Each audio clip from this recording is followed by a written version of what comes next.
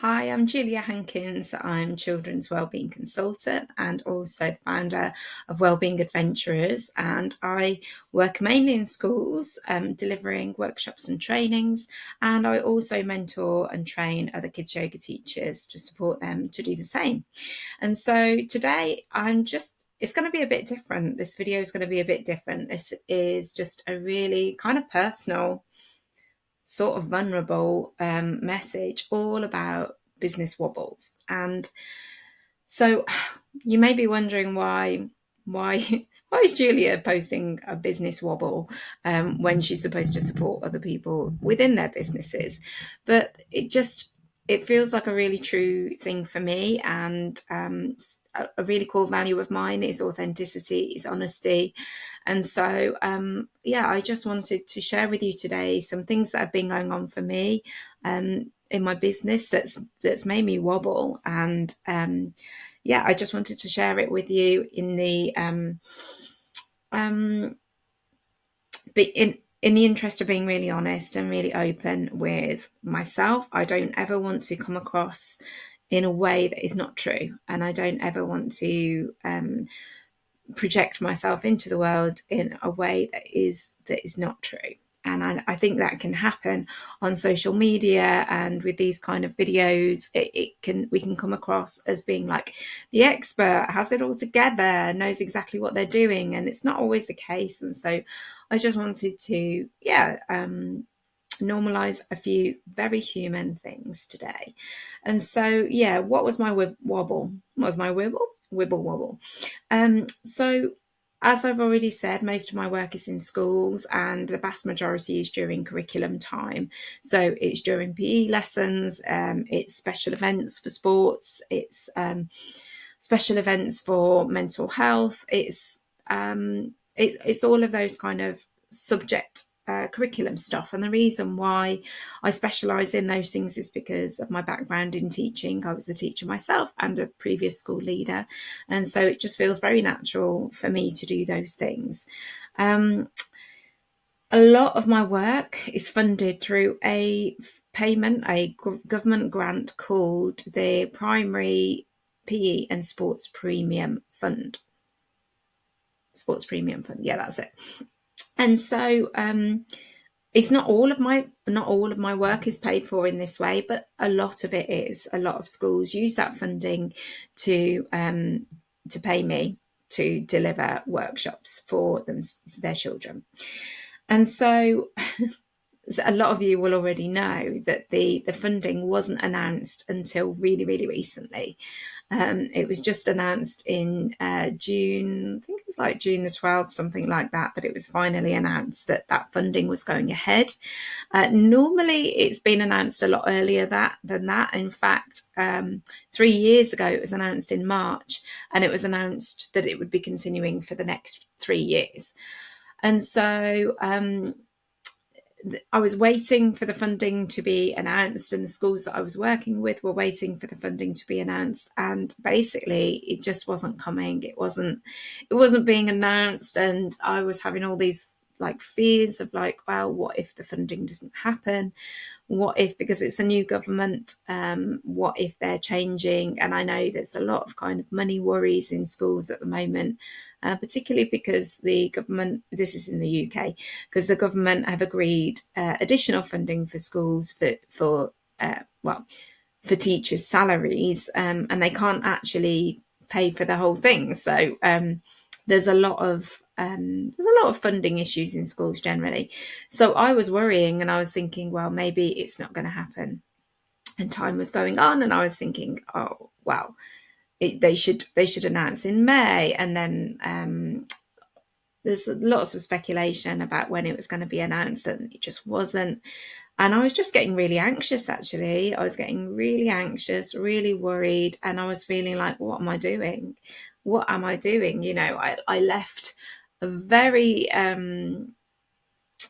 stable, safe job as being a primary school teacher, and became a kids yoga teacher. And why did I do it? And that's the thought that I was having. Why did I do what I'm doing? And why am I doing this? Why am I I felt so afraid and worried, and I was looking at my finances, and I was fearful for my future, for myself, my family, for my business. I was just so anxious. I was looking for part-time jobs, thinking, well, maybe I just need a little part-time job to support me alongside what I'm doing. And then I was looking at full-time jobs, and I went down this whole rabbit hole of looking at jobs that I could do. And I was completely considering jacking in the whole of my business. I've just written a few notes here, so I'm just turning the page. Please excuse me. Yeah, generally questioning my life choices. Why am I doing what am I doing? Why don't I just have a normal job? If I had a normal job, then I wouldn't be worrying about this funding. If I had a normal job, then I wouldn't be fearful about like having to make some changes in my business. Just basically all the shiz, all the fear, all the worry, and yeah, I was really wobbly. I was really, really wobbly. And so you may be thinking, like, what, what are you on about? But it was really scary for me. So maybe you haven't experienced this, but maybe you have. Maybe in fact you had it about the same thing that I did, which was the sports premium, or maybe you've had it about something else. But so what happened? So I was looking at jobs, and then as I was looking, I was realizing more and more I can't do any of these jobs. I just, not because I haven't got the mental capacity or the skill level or the experience or the knowledge, because actually I'm very experienced. I've got over 20 years worth of experience in education. I have a master's in mental health and wellbeing in education. I'm very knowledgeable and experienced. However, I couldn't actually do any of the jobs that I was looking at. And it just made me realize that I only want to teach what I truly believe in. And that's why I left teaching in the first place, because I was teaching stuff that I didn't actually believe was important. I was behaving in a way that wasn't feeling aligned for me. And so, yeah, it just reminded me I only want to teach what I truly believe. Which is my wellbeing workshops. I really, really believe in the skills and the tools that I share with children. And also sharing that with adults is really important to me too, so that those adults can share those skills as well. And it reminded me that I created this business to fit around my family's needs. We are all neurodivergent in my family, although when I first set up my business, I wasn't aware of this, but now I'm super aware of it, and I'm like, oh, how did I not see this earlier? Yeah, so we are all neurodivergent. We all have our own needs. It means that after school clubs and things like that would have been incredibly stressful for my children. And so thankfully, I only have had to do that a very small amount. I don't actually do that. Haven't done that for a good few years now. And so I'm always, either myself or my husband, always around when the kids are coming home from school, which is important to us. And also, as a neurodivergent person myself, there are certain ways of working that are just untenable for me. They're just not possible. And that's this consistent going to a place of work and being there every single day and being around the same people every single day. It just doesn't work for me personally. And so I am not at all criticising normal jobs. I think they're great if you can manage them. And I'm not ruling them out. Obviously, I may at some point decide to jack in my business and get a normal job, or I may look for some part-time work at some point. That may happen. I'm not ruling it out. But looking at the jobs this time made me realise I just don't, I'm not in the space of that. And right now, what I need for myself and for my business, for my children and for my husband and for my extended family too, what we all need is for me to continue to work in the way that I work, so that we can have space for all those things. And that's what's really important to me. That's my main driver. And so, yeah, I decided, no, I'm not going to go for any jobs right now. I just need to look at my business and see if there's any ways that I can make it less reliant on this particular funding. And so this is still something that I'm going to be pondering over the next few months. Really, is ways to diversify and not be so dependent on one particular fund. It's been a real learning for me. I'm not perfect. Surprise, surprise. And so these are all the kind of learnings that have come from this wobble, is like why I do what I do, why my business is the way it is, and what I need to do for it to be more successful and more, well, actually successful isn't really the word because it is successful, but how I can make it more sustainable and less dependent on those kind of funding sources. And so yeah, that's what the learning was for me. And thankfully, when I kind of realised all of that, um, that's when the funding was announced, and it's been announced for another year. So that's really great, and I feel like I've been given a kind of uh, opportunity to continue what I'm doing for another year, um, at least. And during that time, be thinking about ways I can be a bit more sustainable in my business. And that may be returning to some of the things that I'd stopped doing, like other workshops and other types of classes that I had kind of filtered down, just to focus on schools, because that's where I was at for myself.